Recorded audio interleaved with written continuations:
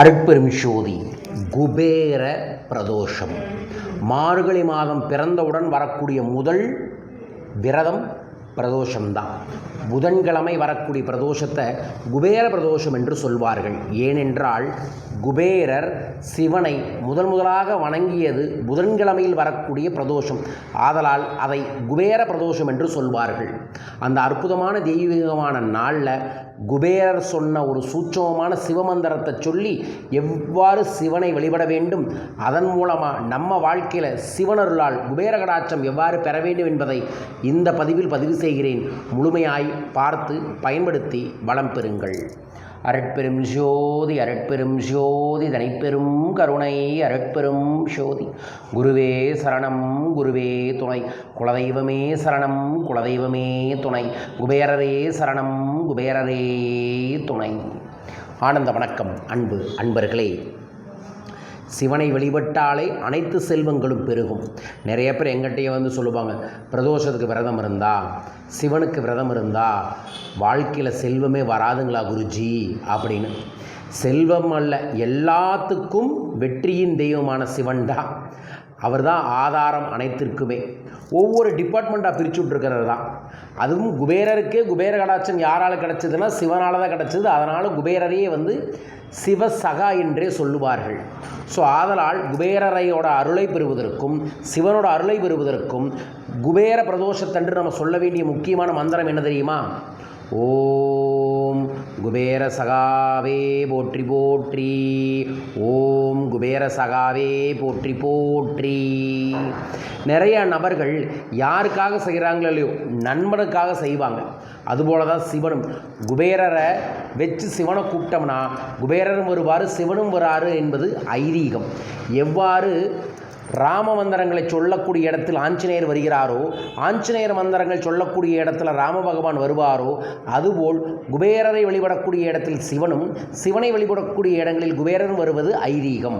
So வரும் புதன்கிழமை எந்திரித்து தலைக்கு குளிங்க. பெண்கள் இயல்பாக தலைக்கு குளிங்க. ஆண்கள் எண்ணெய் தேய்த்து தலைக்கு குளிச்சுட்டு காலையிலேயே உங்கள் வீட்டில் பச்சைப்பயிரை ஒரு தட்டில் பரப்பி சென்டரில் ஒரு நெய் அகல் விளக்கு ஏற்றி ஓம் சிவசிவோ ஓம், ஓம் குபேர ஓம் குபேர சகாவே போற்றி போற்றி, இந்த 2 மந்திரங்களையும் 108 முறை ஜபம் செய்துவிட்டு அந்த பச்சைப்பயிரை எடுத்து வடக்கு திசையில் தூவி விட்டுருங்க.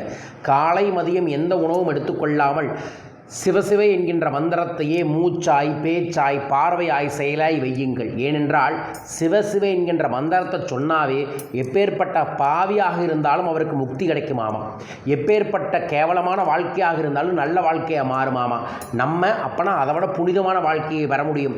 அதனால் பிரதோஷத்தன்று எங்கு சிவசிவ சிவசிவ நாமங்கள் ஒலிக்கின்றதோ அங்கு கோடான கோடி தேவதைகள் வருவார்கள், சித்தர்கள் வருவார்கள், அவர்களுக்கு அருள் புரிவார்கள் என்பது வேத மந்திரங்களின் சூட்சமம்.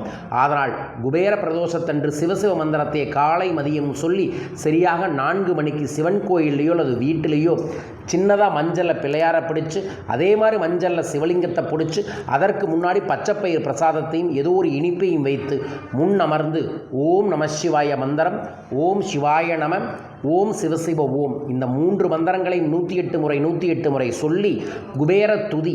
வளம் யாவும் தந்திடுவாய் வைஷ்ணவனையை போற்றி, தனம் தந்து காத்திடுவாய் தனபதியை போற்றி, குறைவிழா வாழ்வழிப்பாய் குபேரனை போற்றி, சங்கநிதி பதுமநிதி சார்ந்து நிற்பாய் போற்றி, மங்களங்கள் தந்து எம்மை மகிழ்விப்பாய் போற்றி, உறைந்திடுவாய் நீ இங்கே உத்தமனே போற்றி, பொங்குடு நலமையாகும் உன் அருளே போற்றி போற்றி என்கின்ற குபேர துதியை ஒரு முறை படிச்சுட்டு அதற்கப்புறம் கற்பூர ஆரத்தி காமிச்சிட்டு அந்த பிரசாதத்தை கொஞ்சம் கொண்டு போய் கிழக்கு திசையில் தூவி விட்டுட்டு அண்ணாமலையாருக்கு ஒரு 11 ரூபா காசு, குபேரர் அருள் கிடைக்கணும், எனக்கு இந்த மாதிரி நிறையா செல்வங்கள் வரணும், நான் நிறைய தான தர்மங்களை பண்ணணும், அதற்கு முன்னாடி என் குடும்பத்தில் இருக்கக்கூடிய செல்வத்தடையெல்லாம் சரியாகணும், குபேர கடாட்சத்தை தாருங்கள் என்று மனமாற வேண்டிட்டு இந்த வழிபாட்டை செய்யுங்கள்.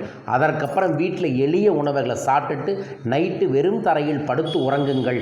இதை யார் ஒருவர் செய்கிறார்களோ அவர்களுக்கு நிச்சயமாய் குபேர கடாட்சம் கிடைக்கும். கிடைக்கும். உங்களுக்கும் குபேர கடாட்சம் கிடைக்க வேண்டுமென மனதார பிரார்த்தித்து இந்த பதிவை பதிவு செய்கிறேன். பயன்படுத்திக் கொள்ளுங்கள். யார் இதை செய்ய போகிறீங்க? சிவசிவன்னு கமெண்ட் பாக்ஸில் மென்ஷன் பண்ணி லைக் பண்ணி ஷேர் பண்ணி சப்ஸ்கிரைப் பண்ணுங்கள்.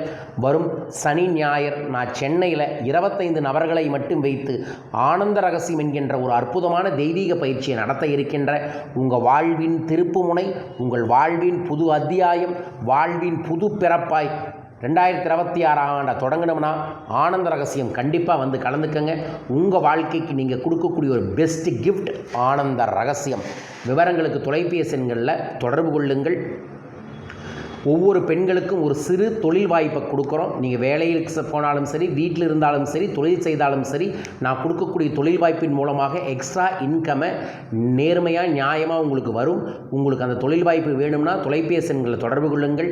2026 ஆண்டின் தெய்வீக டைரியை வெளிப்படுத்தி இருக்கிறோம். தமிழ் பஞ்சாங்க கேலண்டரும் அன்பளிப்பாக தந்துக்கிட்டு இருக்கோம். உங்களுக்கான டைரியை கீழ்க்கக்கூடிய தொலைபேசி எண்களை தொடர்பு கொண்டு பதிவு செய்யுங்க. மீண்டும் ஒரு அற்புதமான பதிவில் உங்கள் அனைவரையுமே சந்திக்கின்றேன். அதுவரைக்கும் நல்லதை சிந்தியுங்கள். நல்லது நடக்கட்டும்.